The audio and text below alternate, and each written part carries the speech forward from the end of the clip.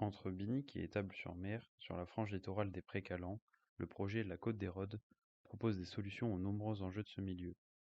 L'érosion de la côte, d'origine naturelle ou humaine, la sacralisation voulue par le Conservatoire du littoral ou les dégâts potentiels liés au tourisme sont ceux qui nous ont guidés dans l'élaboration de ce projet.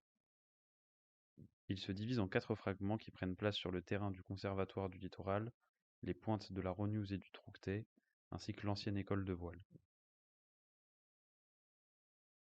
Pour lutter contre l'érosion, ce projet propose d'abord un réaménagement des sentiers pédestres. Pour ce faire, le plateau est reboisé et des chemins seront tracés entre les différents points d'intérêt prévus. Nous mettons aussi en place 2 méthodes douces pour freiner et disperser les eaux de pluie.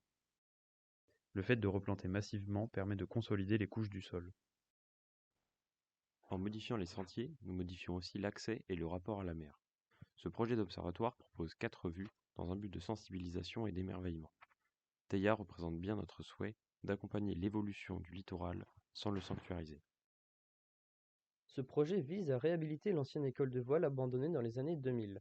La partie néo-bretonne deviendra un atelier participatif pour les habitants afin de mutualiser les outils et les matériaux. Quant à la partie moderne, elle est réhabilitée en refuge pour les randonneurs du GR34 à l'image d'un refuge de haute montagne, donnant accès à des dortoirs, des sanitaires et un espace de restauration.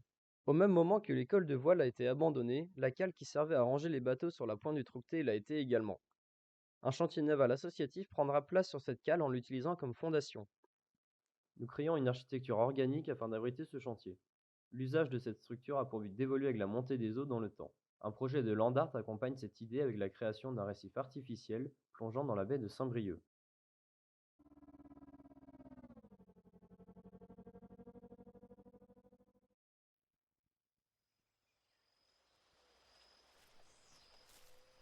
Ils sont super agréables ces nouveaux chemins, tu trouves pas? Si, en vrai, on voit un peu moins la mer, mais on se sent plus en sécurité et avec les vues dégagées, on en profite mieux, quoi. Et puis replanter cet ancien champ pour en faire un lieu de promenade, ça faisait un moment qu'on attendait une initiative comme ça. Regarde, c'est le refuge. Les formes courbes, c'est spécial, mais perso, moi j'aime bien. Avec des vues comme ça, c'est une pause incontournable sur le GR. Attention messieurs, on est en cours de livraison. Oula, mais vous allez en faire quoi de tous ces gravats? C'est de la réutilisation, on va en faire des œuvres d'art pour le projet de land art à la pointe du Trouquetet, juste en bas là-bas. Ah, j'en avais entendu parler, c'est une super idée de récif artificiel. Oui, nos œuvres vont être plongées dans la baie, on investit l'ancienne école de voile et on réutilise des déchets pour créer de la biodiversité marine. Si ça vous intéresse, on a des séances ouvertes tous les mercredis.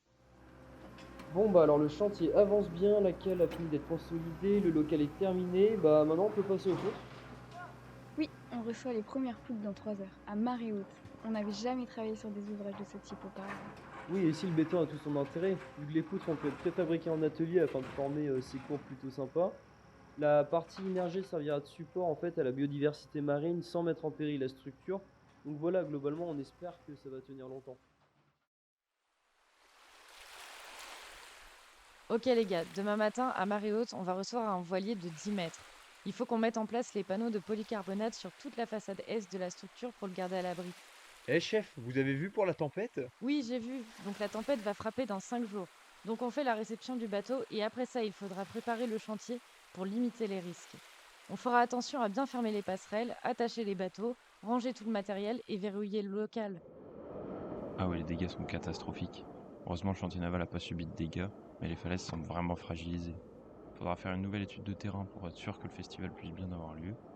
L'observatoire a survécu aussi, il est bien pratique quand même pour avoir une vue sur les falaises. Ok, on y est. Donc le fameux spot, voilà, c'est la cale de Pontos. Donc c'est une ancienne architecture qui sert maintenant de récif artificiel. On a la présence d'une biodiversité marine unique grâce à la bande de récifs qui s'étend jusqu'au milieu de la baie. Donc ce récif que vous allez voir dans quelques minutes nécessite un entretien et un renouvellement des statuts réguliers. Dans ma famille, on s'en occupe de génération en génération depuis sa création. Donc je vous demanderai s'il vous plaît de ne toucher à rien. Et sur ce, je vous souhaite bonne plongée.